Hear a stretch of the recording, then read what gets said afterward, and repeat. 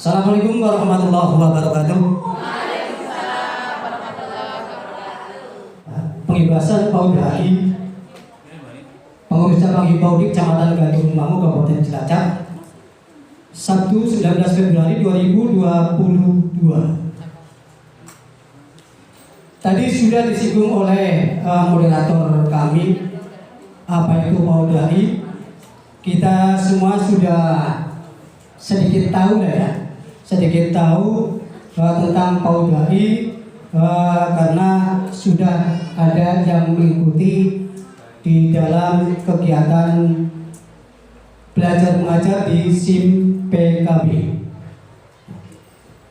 Terkait dengan implementasi Paudai pada Dinas Pendidikan dan Satuan PAUD, itu dari Direktur PAUD, Direktorat Jenderal PAUD Pendidikan Dasar dan Menengah, Kementerian Pendidikan, Kebudayaan, Riset dan Teknologi. Dalam Paudai itu ada konsep-konsep pengembangan anak usia dini holistik integratif, yaitu kaitannya adalah satu anak, kemudian mikrosistem atau lingkungan terdekat, kemudian ada mekosistem atau koneksi, yang selanjutnya adalah ekosistem, lingkungan tidak langsung, kemudian yang terakhir ada kronosistem atau perubahan seiring waktu. Kita sering membaca atau sering lihat, sering mengucapkan kalimat PAUD, ya, kalimat PAUD, PAUD, artinya pendidikan anak usia dini. Kalau sudah ditambah dengan kalimat HI, itu sudah berubah arti, yaitu menjadi pengembangan anak usia dini holistik integratif. Paudai itu adalah merupakan upaya untuk memenuhi hak anak di bidang pendidikan, kesehatan dan gizi, perlindungan, pengasuhan, dan kesejahteraan anak.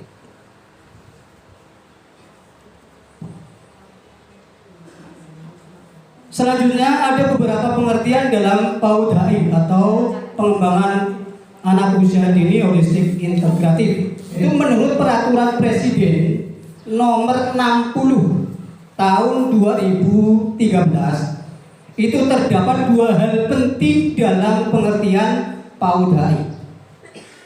Yang pertama, anak usia dini adalah anak sejak janin atau usia 0 tahun dalam kandungan sampai dengan usia 6 tahun yang dikelompokkan atas janin dalam kandungan sampai lahir. Kemudian lahir sampai dengan usia 28 hari, usia 1 sampai dengan 24 bulan, dan usia 2 sampai 6 tahun. Itu yang pertama.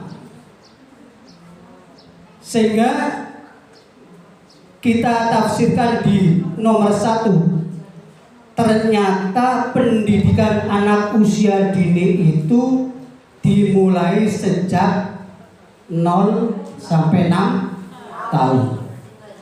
Jadi kita sebagai pendidik anak usia dini itu tugasnya untuk mengembangkan. Aslinya yang wajib mendidik anak usia dini yang pertama dasarnya adalah orang tua. Karena di sini tidak dari dalam kandungan ruh kita yang dimasukkan oleh Allah kepada janin yang ada dalam kandungan ibunya itu usia 4 bulan. Nah, di usia 4 bulan itu, ya, mulai dari 4 bulan itu orang tua sudah mulai mengajar kepada anak yang ada dalam kandungan. Makanya hati-hati kalau ibu-ibu yang sedang mengandung. Sepatah, dua patah, tidak tanduk itu harus benar-benar baik. Karena akan direkam oleh janin yang ada dalam kandungannya. Perlu diberitahukan bahwa janin yang ada di dalam kandungan ibu yang pertama yang fungsi panca indera yang pertama yang fungsi itu adalah telinga, bukan mata, bukan hidung, bukan mulut, ya. Tapi yang pertama fungsi panca indera dari janin kita itu adalah telinga. Makanya segala sesuatu yang ada pada ibu, pada orang tua itu akan terdengar oleh janin yang ada dalam kandungan. Nah, setelah lahir sampai dengan 6 tahun itu baru kita yang mengembangkan. Karena kita tugasnya adalah PAUD HI, ya, pengembangan anak usia dini. Kemudian dalam peraturan Presiden nomor 60 tahun 2013 yang kedua, yaitu pengertiannya PAUD HI adalah upaya pengembangan anak usia dini yang dilakukan untuk memenuhi kebutuhan esensial atau dasar anak yang beragam dan saling terkait secara simultan, sistematis, dan terintegrasi. Kebutuhan esensial mencakup layanan pendidikan, kesehatan dan gizi, perlindungan, pengasuhan, dan kesejahteraan anak. Kita nanti akan mengetahui apa itu simultan, apa itu sistematis, dan apa itu integrasi.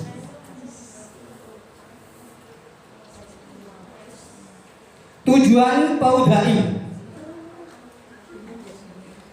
Ada beberapa tujuan khusus PAUD HI. Yang pertama adalah terpenuhinya kebutuhan esensial anak usia dini secara utuh, meliputi kesejahteraan dan gizi, kesehatan dan gizi, maksudnya rangsangan pendidikan, pembinaan sosial, emosional, dan pengasuhan, sehingga anak dapat tumbuh dan berkembang secara optimal sesuai kelompok umur.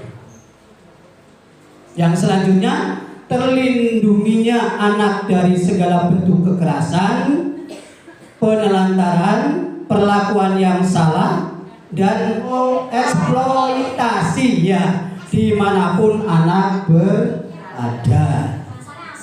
Iya. Selanjutnya, terselenggaranya pelayanan anak usia dini secara terintegrasi dan selaras antar lembaga layanan terkait sesuai kondisi wilayah, dan terwujudnya komitmen seluruh unsur terkait, yaitu orang tua, keluarga, masyarakat, pemerintah, dan pemerintah daerah dalam upaya pengembangan anak usia dini secara holistik integratif. Kemudian dalam implementasi pengembangan anak usia dini holistik integratif di satuan PAUD atau di satuan pendidikan, mengapa perlu adanya PAUD HI? Nah, ini penting.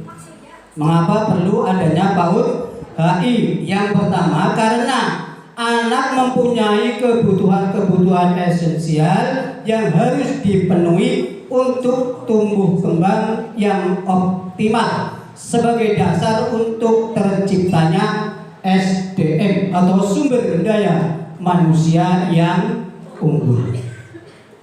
Yang kedua, ketiadaan atau kurangnya layanan untuk memenuhi kebutuhan esensial yang kurang optimal bisa berdampak pada tidak terpenuhinya hak-hak anak.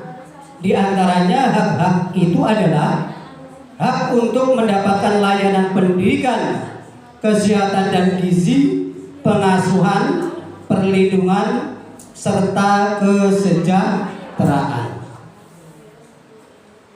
Yang selanjutnya, untuk memenuhi kebutuhan-kebutuhan esensial tersebut, satuan PAUD tidak melakukannya sendiri, tetapi bekerja sama dengan pihak-pihak lain yang relevan, baik lembaga pemerintah, orang tua, dan masyarakat. PAUD HI dalam pasal 1 ayat 2 Peraturan Presiden nomor 60 tahun 2013 itu adalah upaya mengembangkan anak usia dini yang dilakukan untuk memenuhi kebutuhan esensial anak yang beragam dan saling terkait secara simultan, sistematis, dan integrasi. Nah, kita pahami tentang tiga hal itu. Yang pertama adalah simultan. Apa itu simultan? Simultan adalah pemenuhan kebutuhan esensial anak yang beragam, sering dilakukan tidak secara berurutan, tetapi secara bersama-sama atau serentak. Itu adalah simultan. Kemudian sistematis, itu adalah agar terarah pemenuhan kebutuhan esensial anak dilakukan dengan cara atau metode yang teratur melalui peraturan-peraturan atau dokumen formal yang ditetapkan baik di lingkungan satuan PAUD, lembaga di lingkungan pemerintahan daerah maupun lembaga lainnya. Itu adalah sistematis. Kemudian yang ketiga adalah terintegrasi. Untuk hasil yang lebih efektif dalam mendukung pemenuhan kebutuhan esensial anak, sejumlah program yang melibatkan beberapa pihak perlu dilakukan secara terpadu sehingga simultan dengan sistematis terjadinya terintegrasi. Teman-teman yang berbahagia, dalam esensial anak itu ada beberapa kebutuhan-kebutuhan. Di antaranya adalah kebutuhan pendidikan. Nah, ini adalah pendidikan itu untuk layanan dasar, menjadi tugas utama satuan PAUD untuk mengembangkan beberapa potensi anak yang mencakup nilai-nilai agama dan moral, fisik, motorik, kognitif, bahasa, dan sosial emosional. Kebutuhan kesehatan gizi dan perawatan, satuan PAUD mengintegrasikan layanan untuk ketiga hal ini dalam penyusunan dan pelaksanaan kurikulum tingkat satuan pendidikan, termasuk dengan pembiasaan pola hidup bersih dan sehat atau PHBS. Kemudian kebutuhan pengasuhannya. Pengasuhan oleh orang tua sangat penting untuk memastikan lingkungan di rumah yang kondusif untuk tumbuh kembang anak. Contohnya penerapan disiplin positif tanpa kekerasan, membangun komunikasi yang efektif. Itu dalam pengasuhan. Kemudian perlindungan, agar anak terlindungi perlu ada upaya untuk terus menciptakan lingkungan yang aman dan memastikan anak terlindung dari kekerasan baik fisik maupun non fisik. Nah,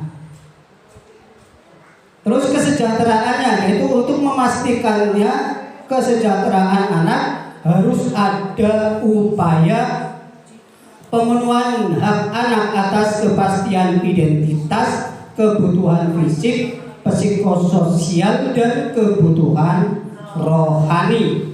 Ya, itu dalam kesejahteraannya. Nah, kemudian dalam implementasi PAUD.ai itu melibatkan berbagai pihak.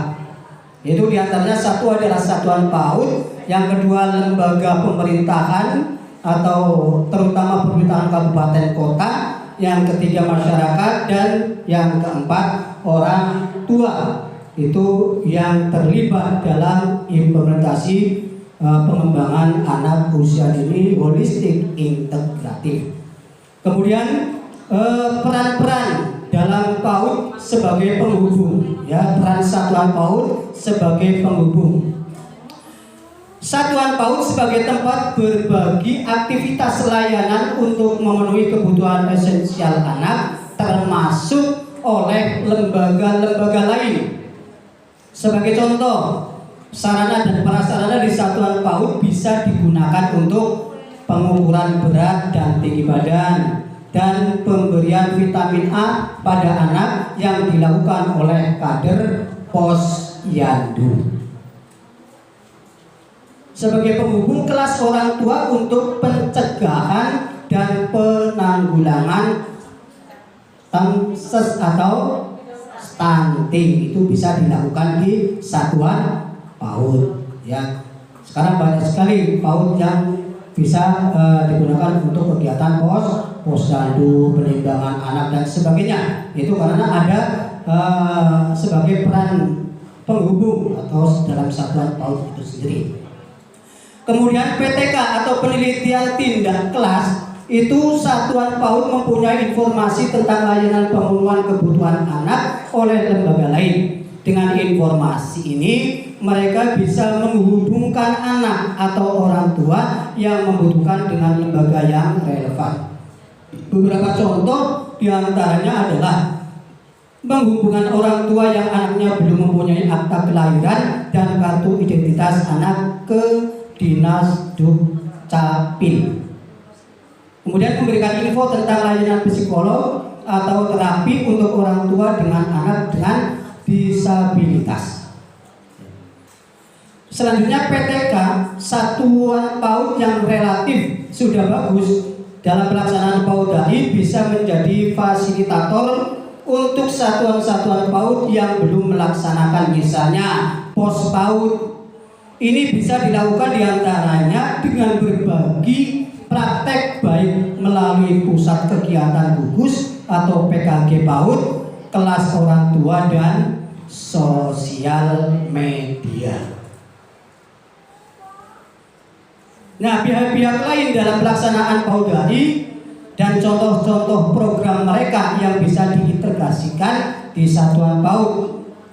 Yang pertama adalah Dinas Pendidikan Kabupaten atau kota, itu membina satuan PAUD untuk peningkatan akses dan layanan pendidikan, membangun kemitraan dengan OPD lain serta masyarakat untuk mendukung PAUD.ai. Itu adalah tugasnya atau pihak-pihak yang dalam melaksanakan kegiatan PAUD.ai untuk bisa diintegrasikan. Yang kedua adalah Dinas Kesehatan Kabupaten atau Kota. Tugasnya mendorong satuan PAUD untuk melaksanakan PHBS, UKS, dan pencegahan stunting. Kemudian kalau Dinas Kependudukan dan Catatan Sipil Kabupaten atau Kota, itu tugasnya membuat kartu identitas anak dan akta kelahiran anak. Yang selanjutnya Dinas Sosial Kabupaten Kota, itu dukungan untuk anak penyandang masalah kesejahteraan sosial atau PMKS dan anak dengan disabilitas. Yang selanjutnya Dinas Pemberdayaan Perempuan dan Perlindungan Anak, pengendalian pendudukan keluarga berencana, itu memberikan layanan anak yang menjadi korban kekerasan melalui P2TP2A atau Pusat Pemberdayaan dan Perlindungan Perempuan dan Anak, Puspaga atau Pusat Pembelajaran Keluarga, dan LPSK atau Lembaga Perlindungan Saksi dan Korban. Kemudian pemerintah kecamatan dan desa itu adalah memanfaatkan sarpras pemerintah kecamatan atau desa untuk kegiatan PAUD dan sebaiknya menggunakan dana desa. Nah, yang selanjutnya adalah Bunda PAUD. Ya, Bunda PAUD itu Bunda desa, PAUD kecamatan. Itu mensosialisasikan PAUD HI dan mengupayakan kolaborasi antar pihak melalui Satgas PAUD HI. Ya, kepolisian resor atau Polres kabupaten atau kota dan kepolisian sektor atau Polsek kecamatan itu adalah mencegah kekerasan pada anak dan polisi sahabat anak. Kemudian Badan Narkotika Nasional atau BNN dan Badan Pengendalian Obat dan Makanan atau BPOM itu tugasnya mensosialisasikan pencegahan konsumsi minum dan makanan terlarang atau miras. Selanjutnya Badan Penanggulangan Bencana Daerah atau PBBD dan Pemadam Kebakaran itu program pengurangan resiko bencana. Selanjutnya organisasi mitra itu tugasnya mensosialisasikan PAUD HI. Tokoh masyarakat juga mensosialisasikan PAUD HI. Kemudian ada orang tua, peserta dan narasumber kelas orang tua, kelas inspirasi atau dorongan untuk terus berpikir kreatif. Ya, inspirasi itu adalah dorongan untuk terus berpikir kreatif. Kemudian pengaruh atau influencer atau metode promosi yang efisien. Ya, itu adalah tugasnya mensosialisasikan juga PAUD HI. Ada dunia usaha dan dunia industri atau DUDI. Itu kelas inspirasi juga atau dorongan untuk terus berpikir kreatif. Dan CSR atau aktivitas bisnis yang bertanggung jawab secara sosial kepada pemangku kepentingan dan masyarakat luas sebagai bentuk perhatian dalam meningkatkan kesejahteraan dan berdampak positif. Terima kasih. Ya, Himbaudi. Himbaudi. Himbaudi. Himbaudi Gandru. Wassalamualaikum warahmatullahi wabarakatuh.